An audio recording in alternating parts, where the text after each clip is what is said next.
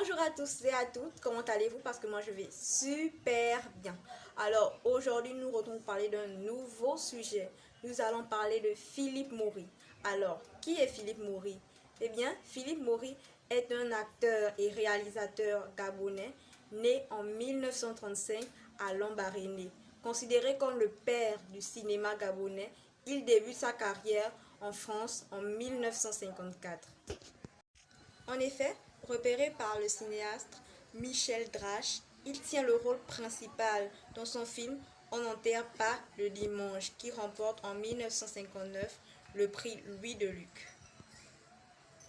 Il poursuit par la suite sa carrière au Gabon. En 1962, il participe au film La Cage de Robert Daren dont il écrit le scénario. Tourné au Gabon, le long métrage est sélectionné l'année suivante au Festival de Cannes, ce qui est une première pour le cinéma subsaharien. En 1964, il écope de 3 années de prison pour sa participation au coup d'État contre Léon-Bas. Une expérience qui n'a pas entaché son engagement dans le cinéma, puisqu'en 1971, il réalise son premier et unique long métrage, Les Tam-Tams se sont tus. L'histoire d'Abraham, un jeune sculpteur qui tombe amoureux de la plus jeune des épouses de son oncle, qu'il séduit et emmène à la capitale. Alors commencent les dérives de la jeune villageoise à la découverte des plaisirs de la ville qui déplaira au sculpteur, qui lui reproche de s'occidentaliser et d'oublier ses valeurs traditionnelles africaines.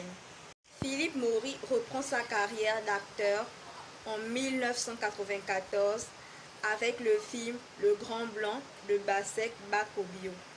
Un film retraçant l'arrivée du docteur Albert Schweitzer à Lambaréné sur le fleuve Ogooué.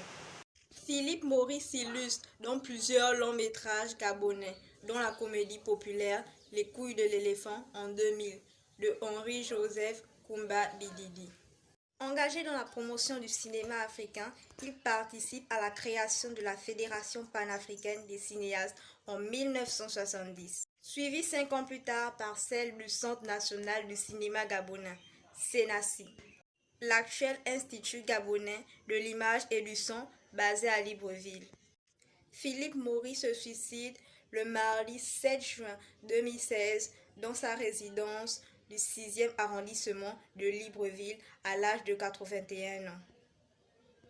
Il a porté les couleurs du Gabon et du cinéma africain jusqu'à Cannes et a su inspirer des générations de cinéphiles.